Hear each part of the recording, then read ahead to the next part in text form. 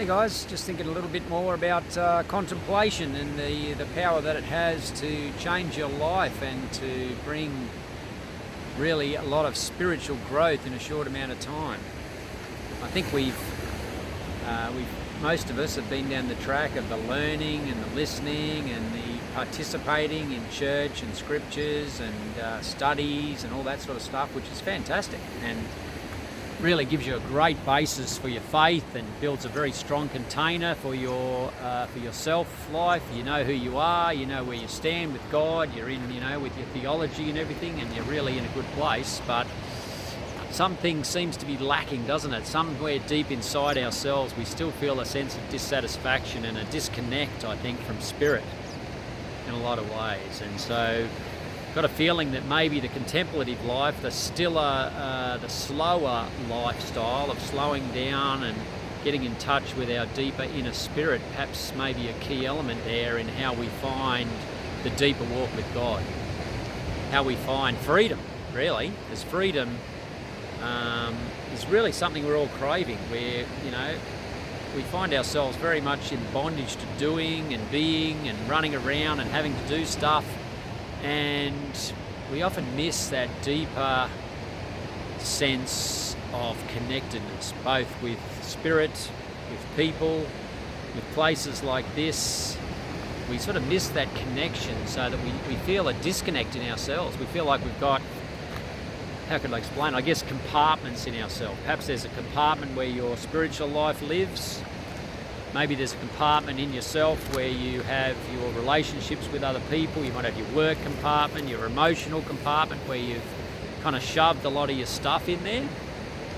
And I think the contemplative life is more about integrating those compartments, if you like. So there's an integration that goes on within ourselves that brings together the different parts in a more holistic way. So to think about that, it's just to... how would that work? Well, basically, as we go into ourselves, this is where all the compartments are. They're not actually compartments. They've just been parts that we've made into compartments. So there's not that much that has to break down. The integration happens as we allow ourselves to stop running and to let down the walls within ourselves that are those, I guess, our personally made compartments. Now, we've needed those things for a while, for a purpose, and they're good. Compartments are okay. They're good. They keep things manageable. They keep things in control for us when sometimes life is too stressful. Particularly when you're younger, compartments are great when there's been, abuse or stress. There's a lot of stuff going on, but we need those deeper parts of ourselves. And as we grow, we can now face some of those more challenging parts of our past, if you like. Some of those things that have really held us. And we can begin to, I guess, slowly bring them out, but allowing them to be in a gentle way. And I think this is what the inner life is all about. It's about going and sitting with yourself, sitting with God, sitting with spirit, and allowing a kind of a counselling flow. Remember that the spirit is the counsellor. The Spirit of God comes to us as our personal, intimate ally, our counsellor that knows us inside and out and is able to work with us. Gently, it seems like that's been my experience for sure. There's a real gentleness about it.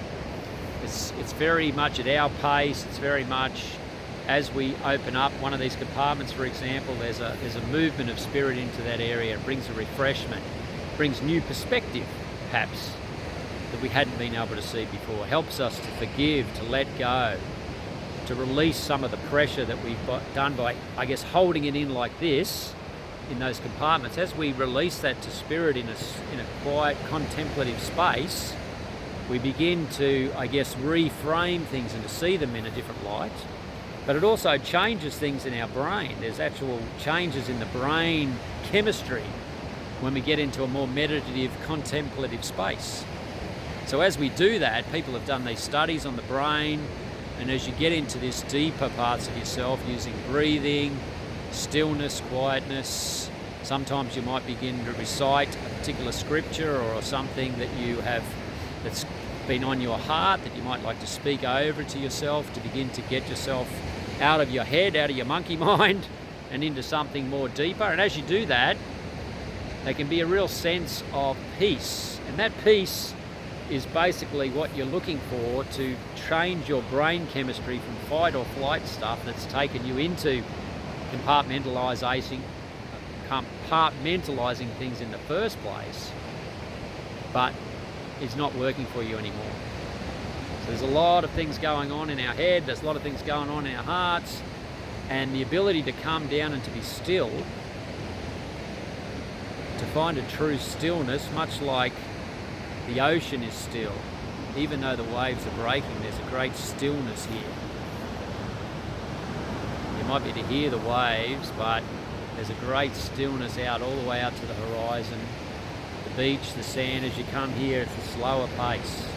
Everything comes back down, and as we come back down to that pace, we begin to see that we can change some of our thinking, our mindsets, be renewed or be transformed by the renewing of your mind is a great encouragement. We need to be transformed. And our minds need to be renewed so that we can see the world through, I guess, through different eyes. Because so much of what we see is marred by our own experiences and how much we've compartmentalised things.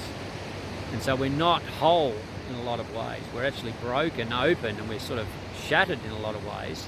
And the Spirit's work does seem to be about bringing us back together, reconciling, restoring, bringing back, remaking the human, remaking us, renewing of our mind. We're actually participating with Spirit in allowing our areas of our life that have been locked down to become open, so that there's now like a fresh breeze of Spirit flowing through.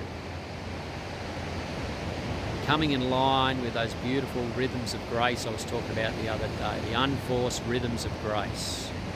What a beautiful way of looking at it. Unforced, the rhythm. You can hear the rhythm here down at the beach. It's beautiful. As I begin to move in that, I find myself getting into a much deeper, much quieter, much more reflective, much more peaceful state that takes me out of the stresses of my everyday life. And that's what life is here, unfortunately. There's so many stresses, so many problems that need to be solved, and things that keep coming at us from all angles at times. And it does become overwhelming, and I guess the temptation is to keep compartmentalising, keep jamming things down. I'll get to that another day, I'll get to that. But rarely we do, rarely we get the time or the space to reflect. Can you possibly build something like this into your daily life, so that rather than racing off into every day, feeling tired and fatigued and behind the eight ball, you go into your life with a much calmer, stiller, more measured approach. You become more whole in yourself. You become more integrated with your full self and your true self, and in so doing you find a greater level of peace, both within yourself but also with those around you. Maybe there's conflict. Oftentimes there's points of conflict in our life which are really, in a way, as I've come to see over the years, particularly working with people in counselling, these points of conflict are often little pointers or reminders of the stuff that's in ourselves. We often will blame that other person, for example. Oh man, they're so annoying. Oh, they just get up my nose. You know, these people really, if only I didn't have to work with that person. But if we could zoom out in a sense and begin to see the bigger picture, I keep talking about that, don't I? Ad infinitum. But the bigger picture allows us to see that that person could definitely be a vessel of hope for us. They're actually like a trigger point that actually allows us to see what's going on in ourselves. So rather than looking at that person and trying to blame them as like, if I could just get rid of that person, I'd be fine.